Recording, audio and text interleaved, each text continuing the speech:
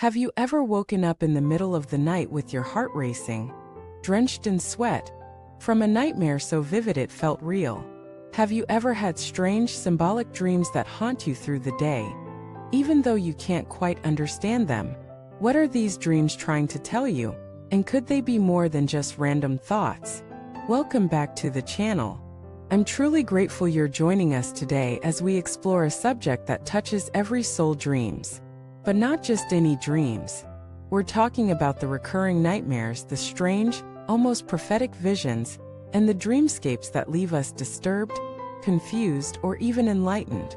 Today we'll uncover the deeper spiritual meaning behind why so many of us experience unsettling dreams, and how they may be messengers, not punishments. Let us begin with the truth that is often ignored. Your dreams are not random, especially the strange ones, especially the terrifying ones. In Buddhist psychology and many ancient spiritual traditions, the dream realm is not just a side effect of brain activity, it is a mirror that reflects what your conscious mind resists, a mirror that shows you the karma, attachments, and unresolved energies that you refuse to face in waking life. So when you keep having nightmares or feel chased, lost, ashamed, or trapped in dreams, don't dismiss them. Examine them, because while we can lie to ourselves during the day, the subconscious tells the truth at night. There is a story of a monk named Liang who kept having the same nightmare every month. In the dream, he was falling through a dark tunnel while voices screamed accusations at him. He'd wake up in terror, even though he had a calm, disciplined life. He prayed, he meditated, he did rituals, but the dreams kept returning. Finally, his teacher told him, "These are not random images. They are your mind knocking on the door you refuse to open." And the monk realized he had been hiding guilt for years. Before ordaining, he had wronged someone deeply but had buried the memory. The nightmare was not a punishment. It was a call for resolution.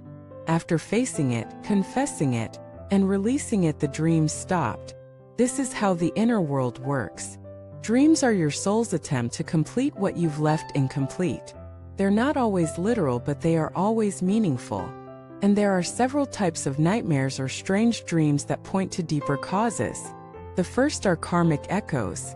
These are dreams rooted in past actions, not just from this life, but from others. You may not recognize the faces or the places, but the emotions are intense and ancient. The second are emotional purges. When you suppress grief, rage, fear, or desire, your mind processes it while your ego sleeps. The result can be symbolic chaos, but it's actually healing. The third are spiritual alerts. These are the most important and the most misinterpreted. They may feel terrifying, but they come to wake you up, not just from sleep but from ignorance. Let us explore this. If you've ever dreamt of being chased, it may not mean danger. It may mean that you're running from yourself. If you dream of falling, it might reflect your resistance to surrendering control. If you dream of being naked or exposed, it could point to your fear of being seen authentically. These are not just psychological, they are spiritual blueprints. And here's the key: the more unconscious baggage you carry, the more intense your dreams become. So what do? You listen. Instead of trying to stop the nightmares, ask them what they're teaching. Instead of escaping strange dreams, explore their symbolism. Instead of fearing your sleep, turn it into a temple. Some of the most awakened beings in history receive visions, guidance, or transformation in dreams. Why? Because in the dream state, the conscious mind is silent, and the soul can speak freely. But for most of us, that soul voice is blocked by guilt, fear, unresolved pain. And so, the message comes in the form of disturbance. There is a quote from an ancient Buddhist master: "If the heart is not at peace, the night will scream." Let us not ignore those screams. Instead, let us use them as gateways. What would it look like to approach your nightmares with reverence? What if you sat with the images, the emotions, the patterns, and asked, what in me still needs to be healed? Because healing is not about deleting pain. It's about digesting it. It's about seeing your dreams not as noise but as sacred scripts written in the language of the subconscious. Let us get practical. If you're haunted by dreams, start a dream journal. not just to remember but to decode. Look for patterns, symbols, repeating emotions. Then bring those emotions into your daily practice. If your dreams show fear, meditate on courage. If they show loss, reflect on attachment. If they show betrayal, explore forgiveness. This is how you turn the night into a teacher.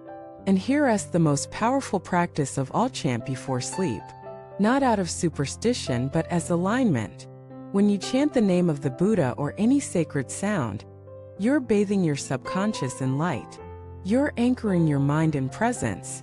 And over time, your dreams begin to shift, not because you've escaped, but because you've faced what lies beneath. You'll begin to have dreams of clarity, of guidance, of resolution. Not always easy but profoundly healing. There's a woman I once knew who had recurring dreams of drowning. She feared sleep. Every night felt like death. One day during retreat, she finally broke down and cried for hours. She said, "I don't know why I'm so scared of letting go." That was the root. She feared surrender, not just in dreams but in life. After that retreat, the dreams changed. Instead of drowning, she found herself floating. Same symbol, different response. That's the transformation. Nightmares stop being enemies. They become mirrors of where your soul wants to grow. And strange dreams, they become messages. Sometimes from your own mind, sometimes from deeper realms, but always for your awakening. So if you feel lost in the dream world, know this: you're not cursed. You're not broken. You're being called to wake up inside the dream and eventually to wake up from it. Because the ultimate dream is the illusion of separation. The illusion that you are alone, that you are a victim, that your pain defines you. And when you awaken, not just in sleep but in life, you see through that illusion. You no longer fear the dark because you've become the light. You no longer dread the night because you've befriended your own shadows.